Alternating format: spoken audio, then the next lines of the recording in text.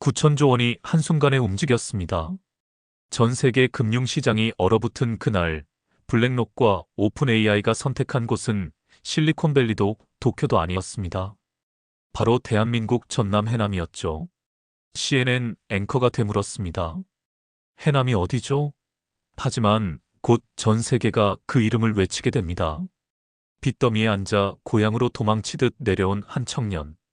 낡은 컨테이너에서 시작된 미친 꿈. 아무도 믿지 않았습니다. 하지만 그들은 해냈습니다. 바다 위에 세워진 거대한 AI 도시. 사람의 감정을 읽고 스스로 숨쉬는 살아있는 문명. 세계가 무릎 꿇은 순간 한국의 청년들은 작업복 차림으로 서 있었습니다. 한국은 더 이상 미래를 따라가지 않습니다. 이제 우리가 미래를 만듭니다.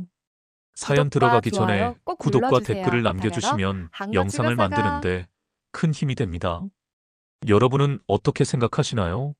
한국이 세계 AI 기술의 중심이 될 수 있다면, 한국 최고, 아직 시기상조라고 생각하신다면 한국 1등을 댓글로 달아주세요.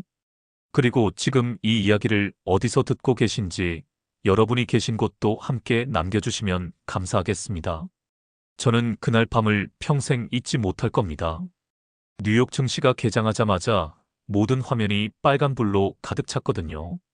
블랙록과 오픈 AI가 동시에 9천조 원 규모의 자본을 아시아로 이동시킨다는 속보가 터진 순간이었죠. 저는 그때 해남의 낡은 컨테이너 사무실에 앉아 있었습니다. CNN 앵커가 당황한 목소리로 물었어요. 해남이 대체 어디죠? 저는 모니터를 보며 피식 웃었습니다. 그래, 아무도 몰랐겠지. 서울에서 차로 4시간 걸리는 이 남쪽 끝 작은 땅을요. 하지만 곧 전 세계가 이 이름을 외우게 될 겁니다. 사무실 밖 바닷바람이 거세게 불어왔습니다. 낡은 철문이 덜컹거리는 소리 사이로 동료들의 환호성이 들렸죠. 정혜인이 제 어깨를 흔들며 소리쳤어요. 박지혁, 우리 해냈어. 저는 고개를 끄덕였지만 가슴 한편이 먹먹했습니다. 이 순간을 위해 얼마나 많은 밤을 새웠는지, 얼마나 많은 사람들이 저를 미쳤다고 비웃었는지 떠올랐거든요. 창밖으론 여전히 폐허 같은 농공단지가 보였습니다. 녹슨 공장 철골, 깨진 유리창, 잡초만 무성한 주차장. 바로 이곳에서 시작했죠. 아무도 주목하지 않던 이 땅에서 우리는 세계를 뒤흔들 씨앗을 심었습니다. 그리고 오늘 그 씨앗이 거대한 나무가 되어 전 세계 자본을 끌어당긴 겁니다. 핸드폰이 미친 듯이 울렸습니다. 외신 기자들, 투자자들, 심지어 청와대에서도 연락이 왔어요. 하지만 저는 잠시 핸드폰을 내려놓고 천장을 바라봤습니다. 이 낡은 컨테이너 지붕 너머로 보이는 별들이 유난히 밝았거든요. 마치 축하해주는 것처럼요. 지혁아, 이제 진짜 시작이야. 정혜인의 목소리가 다시 들렸습니다. 맞아요. 이건 끝이 아니라 시작이었습니다. 세계가 우리를 주목하기 시작했으니까요. 하지만 동시에 더 큰 책임이 짓눌러 왔죠. 우리가 만든 KAICT는 이제 단순한 프로젝트가 아니었습니다. 인류 문명의 새로운 이정표가 된 겁니다. 저는 천천히 자리에서 일어났습니다. 손이 떨렸어요. 두려움 때문이 아니라 벅참 때문이었죠. 몇 년 전 빚더미에 앉아 이곳으로 도망치듯 내려왔던 제가 오늘 세계의 중심에 서 있습니다. 그리고 이 모든 게 한국의 작은 땅에서 일어난 일이라는 사실이 믿기지 않았어요. 밖으로 나가자 동료들이 모여 있었습니다. 누군가는 울고 있었고, 누군가는 하늘을 보며 웃고 있었죠. 저도 모르게 눈물이 났습니다. 우리가 해냈어요. 아무도 믿지 않던 이 미친 꿈을 우리가 현실로 만든 겁니다. 서울에서 실패했을 때 저는 정말 모든 걸 잃었습니다. 스타트업은 망했고 빚은 2억이 넘었죠. 투자자들은 제 전화를 받지 않았고 동료들은 하나둘 떠났어요. 마지막 남은 건 고향으로 돌아가는 기차표 한 장뿐이었습니다. 해남역에 내렸을 때의 그 쓸쓸함을 어떻게 표현해야 할까요? 플랫폼엔 저 혼자뿐이었고 역 광장은 텅 비어 있었어요. 캐리어 바퀴 굴러가는 소리만 덩그러니 울렸죠. 여기서 뭘 하며 살지? 막막했습니다. 서울에서도 못한 일을 이 작은 땅에서 할 수 있을 리 없다고 생각했거든요. 아버지는 말이 없으셨습니다. 그저 제 방을 치워놓으셨더군요. 낡은 책상, 고등학교 때 쓰던 의자, 벽에 붙은 바랜 포스터들. 저는 그 방에 누워 천장만 바라봤어요. 내 인생 이게 끝인가? 그런 생각이 머릿속을 떠나지 않았습니다. 며칠 뒤 아버지가 저를 어디론가 데려가셨어요. 차를 타고 한참을 달려 도착한 곳은 폐허가 된 농공단지였죠. 녹슨 철문, 깨진 유리창, 무너져가는 공장들. 여기가 뭔데요? 제가 물었습니다. 아버지는 한참을 말없이 그 풍경을 바라보시더니 입을 여셨어요. 80년대에 여기 공장들이 들어섰을 때 온 동네가 들썩였지. 젊은 사람들이 몰려들었고 희망이 있었어. 하지만 대기업들이 중국으로 떠나면서 다 무너졌다. 아버지 목소리엔 깊은 한숨이 섞여 있었습니다. 도시는 기술이 아니라 사람으로 움직이는 거야. 그걸 잊어버리면 이렇게 되는 거지. 그 말 한마디가 제 가슴에 박혔습니다. 기술이 아니라 사람. 저는 서울에서 기술만 쫓다가 실패했거든요. 투자자들이 원하는 숫자, 화려한 프레젠테이션, 그럴싸한 사업 계획서. 정작 중요한 건 놓치고 있었던 겁니다. 그날 밤 저는 낡은 노트를 꺼냈습니다. 먼지가 수북이 쌓인 그 노트에 펜을 들었죠. 손이 떨렸어요. 도시는 사람의 마음을 읽을 수 있어야 한다. 그렇게 한 줄을 적었습니다. 그리고 그 아래 계속해서 끄적였어요. 사람의 감정을 인식하는 AI, 사람이 중심이 되는 도시, 사람이 행복한 시스템. 다음 날부터 저는 미친 듯이 설계를 시작했습니다. 낡은 컨테이너 하나를 빌려 사무실을 만들었죠. 책상도 제대로 없었어요. 나무 판자 위에 노트북을 올려놓고 코딩했습니다. 전기도 자주 나갔고 와이파이도 끊겼죠. 하지만 이상하게 집중이 됐어요. 서울에서 느끼지 못했던 순수한 열정이 다시 타오르기 시작했습니다. 몇 달 뒤 소문을 듣고 사람들이 모이기 시작했어요. 지방대 출신 개발자, 학벌 때문에 번번이 탈락했던 젊은이들, 서울에서 밀려난 기술자들. 정혜인도 그때 왔습니다. 저도 끼워주세요. 그의 눈빛엔 간절함이 가득했죠. 저는 고개를 끄덕였어요. 환영합니다. 우리는 밤낮 없이 일했습니다. 김은정 씨가 운영하는 작은 카페에서 밥을 얻어먹었고 컨테이너 바닥에서 잠을 잤죠. 돈도 없었고 장비도 변변치 않았습니다. 하지만 우리에겐 믿음이 있었어요. 이곳에서 뭔가 다른 걸 만들 수 있다는 확신 말입니다. 그리고 드디어 첫 번째 프로토타입이 완성됐습니다. 사람의 감정을 인식해 에너지를 조절하는 시스템이었죠. 테스트를 돌리는 순간 모두가 숨을 죽였어요. 화면에 숫자들이 올라가기 시작했습니다. 94%. 감정 인식률이었죠. 우리는 서로를 바라보며 웃었습니다. 해냈어요. 세상이 무시하던 이 남쪽 끝에서 우리가 혁명의 첫 단추를 끼운 겁니다.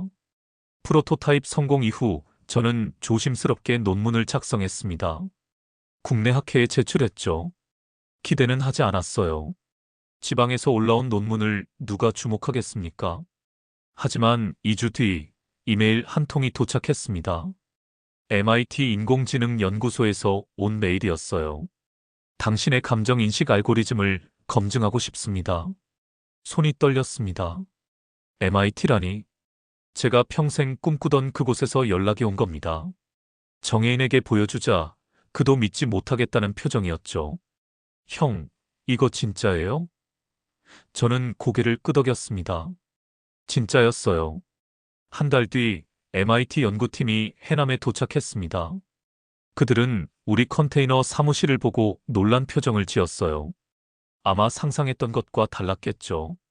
최첨단 연구소 대신 낡은 철제 박스, 비좁은 책상, 먼지 쌓인 서버들. 하지만 데이터를 보여주는 순간 그들의 눈빛이 변했습니다. 에너지 효율 98%? 이게 가능한 수치인가요? 수석 연구원이 물었어요. 저는 모니터를 가리켰습니다. 직접 보시죠. 실시간으로 돌아가는 시스템이 사람들의 감정 상태에 따라 전력을 조절하고 있었거든요. 행복할 땐 조명이 밝아지고 피곤할 땐 자동으로 휴식 모드로 전환됐죠. MIT 교수가 중얼거렸습니다. 이건 기술이 아니라 철학이야. 그 말을 듣는 순간 가슴이 뜨거워졌어요. 누군가 우리의 진심을 알아준 겁니다. 우리가 만든 건 단순한 AI 시스템이 아니었어요. 사람을 위한, 사람에 의한, 사람 중심의 기술이었습니다. 며칠 뒤 MIT 보고서가 전 세계에 공개됐습니다. 한국 해남의 혁신적 AI 시스템, 인류 도시 설계의 패러다임을 바꾸다. 그 순간부터 모든 게 달라졌어요. CNN, BBC, 로이터, 심지어 중국 관영 매체까지 우리를 취재하러 왔습니다. 컨테이너 사무실 앞에 카메라들이 즐비했죠. 하지만 비웃음도 쏟아졌습니다. 실리콘밸리의 한 유명 투자자가 트위터에 올렸어요.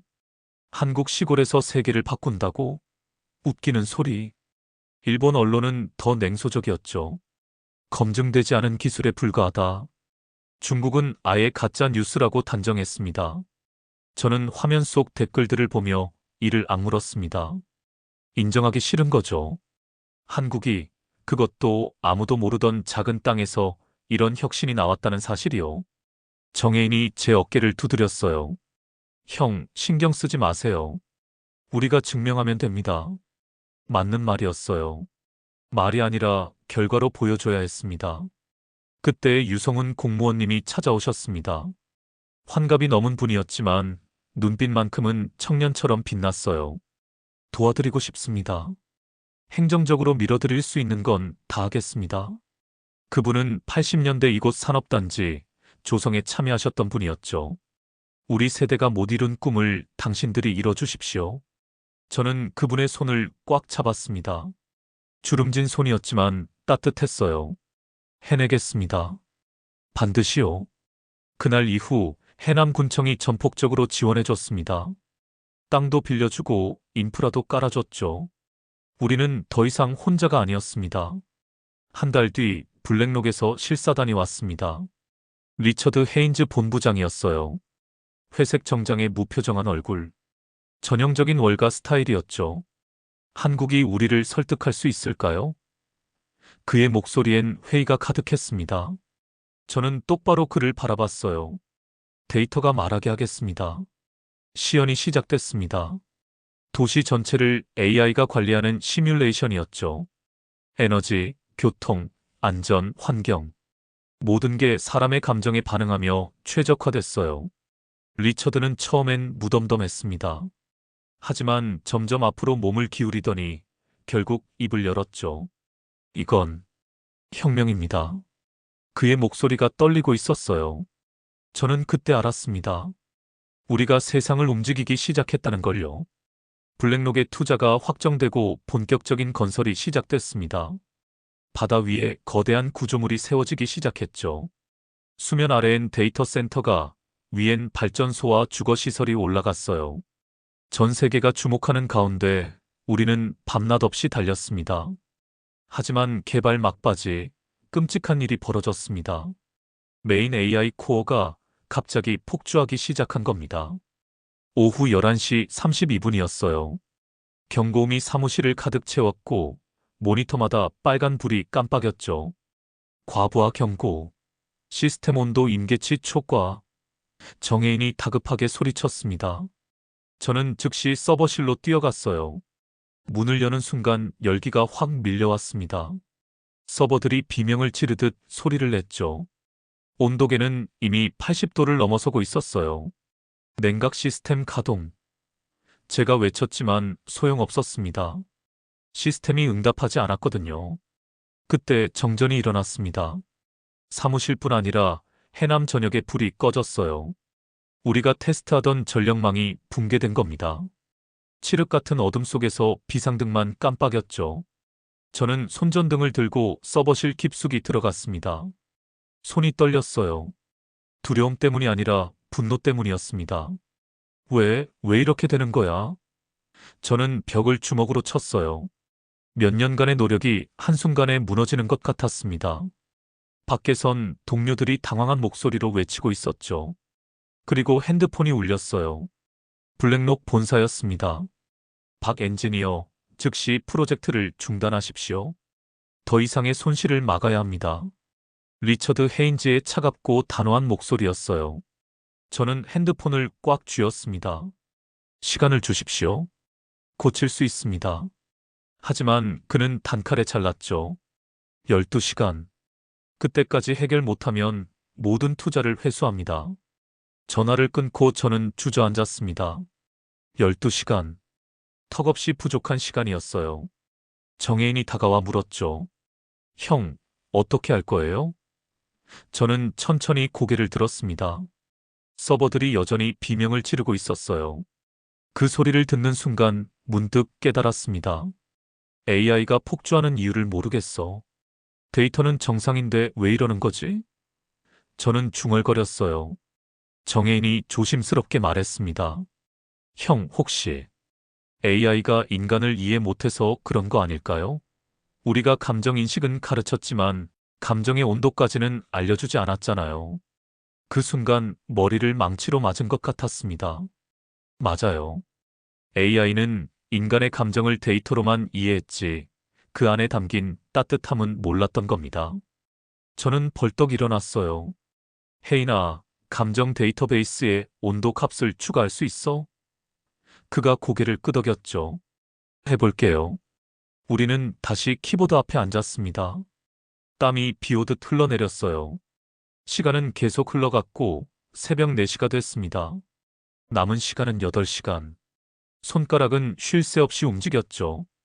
코드 한 줄 한 줄이 우리의 마지막 희망이었습니다. 새벽 6시 정혜인이 외쳤어요. 됐어요. 온도 값 입력 완료. 저는 떨리는 손으로 엔터키를 눌렀습니다. 시스템이 재부팅되기 시작했죠. 1분이 지났고 2분이 지났어요. 아무 반응이 없었습니다. 안 되는 건가? 제가 중얼거리는 순간이었습니다. 불이 켜졌습니다. 서버실의 불빛이 하나둘 돌아오기 시작했어요. 그리고 모니터에 메시지가 떴죠. 시스템 정상 작동. 감정 온도 인식 성공. 자율 복원 완료. 저는 그 글자를 보며 무릎이 꺾였습니다. 해냈어요. AI가 스스로 인간의 온기를 배운 겁니다. 밖에서 환호성이 터졌습니다. 해남의 불이 다시 켜지고 있었거든요. 저는 창밖을 바라봤어요. 동쪽 하늘이 밝아오고 있었습니다. 해가 떠오르는 순간 저는 알았어요. 우리가 만든 건 단순한 기술이 아니라 기적이라는 걸요. 그리고 그 기적은 포기하지 않는 사람들의 손에서 태어난다는 걸 말이죠. 시스템 복구 후 며칠간은 숨 돌릴 틈도 없었습니다. 각국 언론이 몰려들었고 투자 문의가 폭주했죠. 하지만 저는 그 어떤 것도 제대로 실감하지 못하고 있었어요. 너무 빨리 돌아가는 세상에 정신이 멍했습니다. 그러던 어느 새벽 3시 핸드폰이 울렸습니다. 모르는 국제번호였어요. 피곤해서 받지 않으려다가 직감적으로 뭔가 느껴져서 통화 버튼을 눌렀죠. 여보세요? 제가 말하자 익숙한 목소리가 들렸습니다. 뉴스에서 수없이 들었던 그 목소리였어요. 박 엔지니어인가? 나 도널드 트럼프야. 저는 순간 핸드폰을 떨어뜨릴 뻔했습니다. 설마 진짜일까요? 하지만 그 특유의 말투는 가짜일 수 없었어요. 너희는 대체 무슨 짓을 한 거지? 목소리에 분노가 섞여 있었습니다. 저는 침을 삼켰어요. 무슨 말씀이신지. 모르는 척하지 마. 미국 기업들이 다 너희한테 투자하겠다고 난리야. 우리 산업이 흔들리고 있다고. 그의 목소리가 점점 커졌죠. 저는 창밖을 바라봤습니다. 여전히 어두운 해남 바다가 보였어요. 대통령님, 저희는 그저 사람을 위한 기술을 만들었을 뿐입니다. 제가 조심스럽게 말했어요. 그러자 잠시 침묵이 흘렀습니다. 사람을 위한 기술? 웃기는 소리 하지 마. 다 돈이지. 그의 냉소적인 말에 저는 이를 악물었습니다. 돈이 아닙니다. 저희는 사람이 행복한 도시를 만들고 싶었어요. 그게 전부입니다. 제 목소리가 떨렸지만 확신은 있었어요. 트럼프는 코웃음을 쳤죠. 순진하군. 하지만 세상은 내 생각처럼 돌아가지 않아. 그리고 전화가 끊겼습니다. 저는 한참 동안 핸드폰을 들고 서 있었어요. 가슴이 두근거렸습니다. 미국 전직 대통령이 직접 전화를 걸어올 만큼 우리가 세상을 흔들고 있다는 뜻이었죠. 두려우면서도 이상하게 자부심이 느껴졌어요. 다음 날 아침 청와대에서 긴급 연락이 왔습니다. 대통령 주재 경제안보회의에 참석해달라는 요청이었죠. 저는 생애 처음 서울행 KTX를 탔습니다. 창밖으로 스쳐 지나가는 풍경들을 보며 생각했어요. 불과 몇 년 전 이 기차를 타고 패배자처럼 해남으로 내려갔었는데 말이죠. 청와대 회의실은 엄숙했습니다. 장관들과 고위 관료들이 앉아 있었어요. 대통령이 입을 열었습니다. 박 엔지니어, 미국뿐 아니라 일본, 중국도 압박하고 있습니다. 우리 기술을 공유하라고요. 어떻게 생각하십니까? 저는 잠시 망설였습니다. 모든 시선이 저를 향하고 있었죠. 그리고 천천히 입을 열었어요. 공유할 수 없습니다. 이건 단순한 기술이 아닙니다. 한국인의 철학이 담긴 시스템이에요. 우리는 더 이상 누군가의 하청업체가 아닙니다. 회의실이 술렁였습니다. 한 장관이 우려 섞인 목소리로 말했죠. 하지만 외교적 마찰이. 제가 그 말을 끊었어요. 두려워하지 마십시오. 세계는 이미 우리를 필요로 하고 있습니다. 이제 우리가 규칙을 만들 차례예요. 대통령이 고개를 끄덕였습니다. 알겠습니다. 정부 차원에서 확실한 입장을 내겠습니다. 그날 오후 대한민국 정부의 공식 성명이 발표됐죠. 한국은 더 이상 기술 종속국이 아니다. 우리는 새로운 문명의 표준을 제시한다. 그 성명은 전 세계를 뒤흔들었습니다. CNN은 한국의 대담한 선언이라고 보도했고, BBC는 기술 패권의 지각 변동이라고 평가했어요. 일본은 당황했고, 중국은 분노했죠. 하지만 자본은 정직했습니다. 일주일 뒤 블랙록에 이어 소프트뱅크, 테슬라, 마이크로소프트가 투자 의사를 밝혔어요. 리처드 헤인즈가 다시 해남에 왔을 때 그의 태도는 완전히 달라져 있었습니다. 박 엔지니어, 당신이 옳았습니다. 미래는 자본이 아니라 철학이 만드는 거였어요. 저는 그의 손을 맞잡았습니다. 이제 시작입니다. 세계가 한국의 시스템 위에서 함께 성장하게 될 겁니다. 그날 밤 해남 바다는 유난히 고요했어요. 하지만 그 고요함 속에서 저는 느꼈습니다. 거대한 파도가 밀려오고 있다는 걸요. 그리고 그 파도의 중심에 우리가 서 있다는 것을 말이죠. 드디어 KAICT의 완공일이 다가왔습니다. 18개월간의 불면의 시간들이었죠. 저는 매일 바다를 바라보며 거대한 구조물이 하나씩 완성되는 걸 지켜봤어요. 수면 아래로 내려가는 데이터 허브, 하늘로 솟아오르는 발전 타워, 그리고 그 사이를 연결하는 무수한 통로들. 완공 일주일 전, 저는 혼자 도시를 걸어봤습니다. 아직 사람은 없었지만 시스템은 이미 살아 숨쉬고 있었어요. 발을 디딜 때마다 바닥에 센서가 반응했고 제 심박수에 맞춰 조명이 은은하게 변했죠. 정말 살아있는 것 같아. 저도 모르게 중얼거렸습니다. 중앙광장에 섰을 때 가슴이 벅차올랐어요. 투명한 바닥 아래로 바닷물이 흐르는 게 보였고 위로는 드론들이 물류를 실어 나르고 있었습니다. 모든 게 AI의 통제 아래 완벽하게 조율되고 있었죠. 하지만 그 중심엔 여전히 사람이 있었어요. 사람의 행복을 위한 시스템이라는 철학 말입니다. 정혜인이 다가왔습니다. 형, 믿기지 않죠? 우리가 정말 해냈어요. 그의 목소리가 떨리고 있었어요. 저는 그의 어깨를 두드렸습니다. 당신이 없었다면 불가능했을 겁니다. 당신이 AI에게 온기를 가르쳐 줬잖아요. 그는 고개를 저었죠. 아니에요, 형. 형이 꿈을 꿔줬으니까 가능했어요. 그날 저녁 김은정 씨가 찾아왔습니다. 컨테이너 사무실 시절부터 우리에게 밥을 해주셨던 분이죠. 애들아, 밥 먹어라. 그분은 여전히 도시락을 들고 오셨어요. 우리는 완공된 도시 한가운데 앉아 김밥을 먹었습니다. 김은정 씨가 눈물을 닦으며 말했어요. 내가 해준 밥 한 끼가 이렇게 큰일을 해냈구나. 저는 그분의 손을 잡았습니다. 어머니 덕분입니다. 어머니가 우리에게 힘을 주셨어요. 그분은 고개를 저으며 웃었죠. 아니야. 너희가 스스로 해낸 거야. 나는 그저 옆에서 지켜봤을 뿐이고. 하지만 저는 알고 있었어요. 그분의 따뜻함이 없었다면 우리는 중간에 포기했을 거라는 걸요. 완공 이틀 전 마지막 테스트가 시작됐습니다. 도시 전체 시스템을 한 번에 가동하는 거였죠. 전 세계 언론이 지켜보는 가운데 저는 메인 컨트롤 룸에 섰어요. 손이 떨렸습니다. 혹시라도 오류가 생기면 모든 게 물거품이 될 테니까요. 시스템 가동을 시작합니다. 정혜인이 카운트다운을 시작했어요. 5, 4, 3, 2, 1. 저는 버튼을 눌렀습니다. 그 순간 도시 전체가 빛나기 시작했죠. 수면 아래 데이터 센터가 깨어나고 발전소가 작동하며 자율전력망이 스스로 최적화를 시작했어요. 모니터에 숫자들이 떠올랐습니다.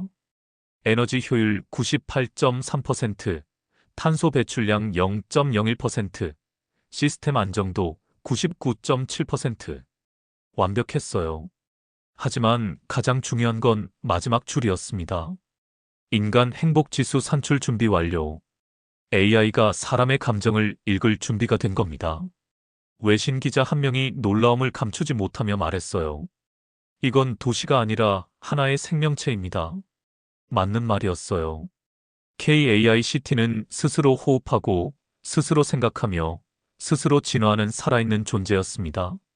하지만 그 생명의 중심엔 기술이 아니라 사람에 대한 사랑이 있었죠. 밤이 되자 도시는 더욱 아름다웠습니다. 하늘에선 드론들이 빛의 군무를 펼쳤고 바다는 은은하게 반짝였어요. 저는 난간에 기대 서서 그 광경을 바라봤습니다. 유성훈 공무원님이 옆에 오셨어요. 우리 세대가 못 만든 공장을 당신들은 도시로 만들었구나. 저는 고개를 돌려 그분을 바라봤습니다. 그분의 눈에 눈물이 맺혀 있었어요. 아닙니다. 선배님들이 닦아놓은 길 위에서 저희가 한 걸음 더 간 것뿐입니다. 그분은 제 어깨를 토닥이며 말했죠. 고맙다. 정말 고맙구나. 그날 밤 저는 잠을 이룰 수 없었습니다. 내일이면 전 세계가 이곳을 보게 될 테니까요. 두렵기도 하고 설레기도 했어요. 하지만 한 가지는 확신했습니다. 우리가 만든 이 도시는 단순한 건축물이 아니라는 것. 인류의 새로운 가능성이라는 걸 말이죠. 개장 전날 밤, 저는 다시 옛 컨테이너 사무실을 찾았습니다. 이젠 박물관처럼 보존하기로 했던 그곳이죠. 녹슨 철문을 밀고 들어가자 낡은 책상과 의자들이 그대로 있었어요. 먼지가 쌓인 노트북, 커피에 얼룩진 책상, 밤새 코딩하며 적었던 화이트보드의 글씨들. 저는 그 앞에 앉았습니다. 몇 년 전 이 자리에서 처음 설계를 시작했었죠. 아무것도 없었어요. 돈도, 명예도, 심지어 믿어주는 사람도 없었습니다. 하지만 우리에겐 꿈이 있었어요. 사람을 위한 도시를 만들겠다는 순수한 열망 말입니다. 문이 열리며 정혜인이 들어왔습니다. 형, 여기 있었네요. 그도 옆에 앉았어요. 우리는 한참 동안 말없이 앉아 있었습니다. 혜인아, 후회 안 해?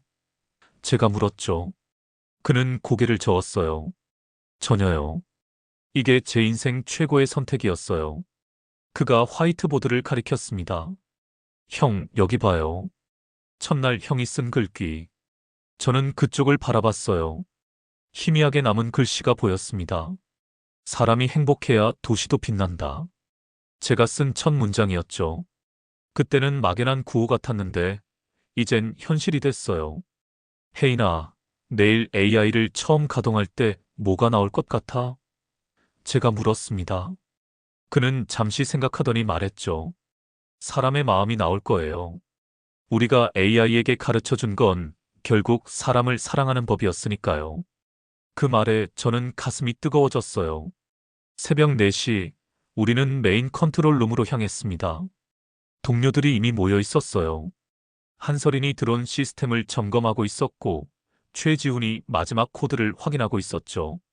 모두의 얼굴엔 긴장과 기대가 뒤섞여 있었습니다. 다들 준비됐어? 제가 물었어요. 모두가 고개를 끄덕였습니다. 저는 심호흡을 했죠. 그럼 시작합니다. 감정인식 모듈 최종 가동. 정혜인이 엔터키를 눌렀어요. 화면에 로딩바가 올라가기 시작했습니다. 10초, 20초, 30초. 시간이 천천히 흘렀어요. 그리고 마침내 화면에 문장 하나가 떴습니다. 사람이 행복해야 도시도 빛난다. AI가 스스로 학습해서 내린 첫 번째 결론이었죠. 저는 그 문장을 보며 눈시울이 뜨거워졌습니다. 우리가 해냈어. 누군가가 울먹이며 말했어요. 컨트롤룸이 정적에 휩싸였다가 이내 환호성으로 가득 찼습니다. 사람들이 서로를 껴안았고 울고 웃었죠. 저도 얼굴을 감쌌어요. 참았던 눈물이 터져 나왔습니다. 한서린이 제게 다가왔습니다. 팀장님, 하늘에서 보면 도시가 정말 숨 쉬는 것처럼 보여요. 그녀의 눈엔 경외감이 가득했어요. 저는 고개를 끄덕였죠. 그래, 이제 이 도시는 우리의 아이 같은 거야. 우리가 키워낸 생명이지. 아침 7시 외신 기자들이 도착하기 시작했습니다. 그들은 AI의 첫 메시지를 보고 놀라움을 감추지 못했어요. CNN의 마이클 정특파원이 카메라를 향해 말했습니다. 이건 기술의 진화가 아니라 인간의 회복입니다. 한국의 청년들이 증명했습니다. 기술은 사람을 위해 존재해야 한다는 것을요. 저는 창밖을 바라봤습니다. 해가 떠오르고 있었어요. 바다 위에 세워진 도시가 아침 햇살을 받아 반짝였죠. 드론들이 하늘을 가로지르며 물류를 실어 날랐고 자율 시스템이 조용히 작동하고 있었습니다. 김은정 씨가 아침 식사를 들고 오셨어요. 애들아, 밥 먹어야지. 우리는 도시를 바라보며 주먹밥을 먹었습니다. 그분이 조용히 말했죠. 너희가 자랑스럽다. 정말 자랑스러워. 저는 그분께 고개 숙여 인사했어요. 어머니, 감사합니다.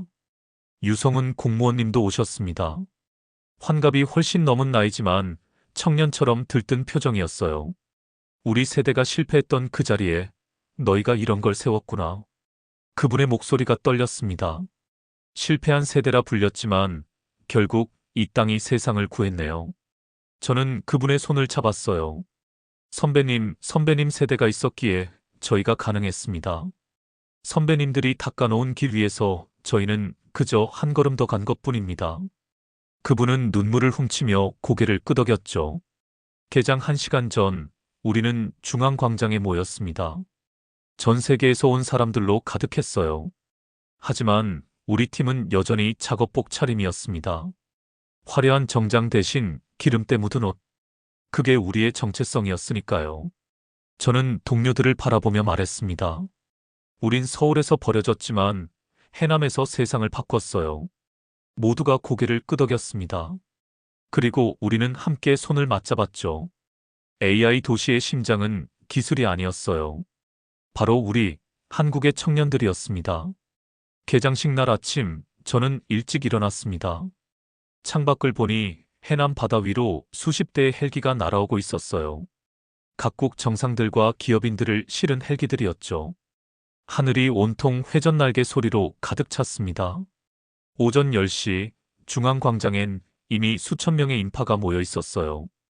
태극기와 함께 미국, 일본, 유럽, 중동 각국의 국기들이 펄럭였습니다. CNN, BBC, NHK, 알자지라. 전 세계 주요 언론사들이 생중계 준비를 마쳤죠. 저는 무대 뒤에서 그 광경을 바라보며 떨리는 손을 주먹 쥐었어요. 긴장돼? 정혜인이 물었습니다. 저는 고개를 끄덕였어요. 당연하지. 전 세계가 지켜보고 있잖아. 하지만 동시에 자신감도 있었습니다. 우리가 만든 건 거짓이 아니었으니까요. 진심으로 사람을 위한 도시였습니다. 드디어 개장식이 시작됐습니다. 대통령이 연단에 올랐고 축사가 이어졌어요. 하지만 모두가 기다린 건 단 하나였습니다. AI 도시의 전원을 켜는 순간이었죠. 제가 무대에 호명됐을 때 다리가 후들거렸어요. 무대에 오르자 수천 명의 시선이 저를 향했습니다. 저는 마이크 앞에 섰어요. 여러분, 오늘 우리는 새로운 문명의 첫 페이지를 엽니다. 이 도시의 심장은 기술이 아니라 사람입니다. 제 목소리가 광장에 울려 퍼졌죠. 그리고 저는 메인 스위치로 다가갔습니다.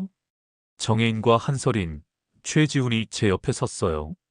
우리는 함께 손을 얹었습니다. 하나, 둘, 셋. 스위치가 내려가는 순간 도시 전체가 빛나기 시작했어요. 수면 아래 데이터 센터에서 푸른 빛이 쏟아졌습니다. 발전소의 터빈이 돌아가며 에너지가 생성됐고 전력망이 스스로 최적화를 시작했죠. 그리고 하늘에서 1000대의 드론이 일제히 날아올랐어요.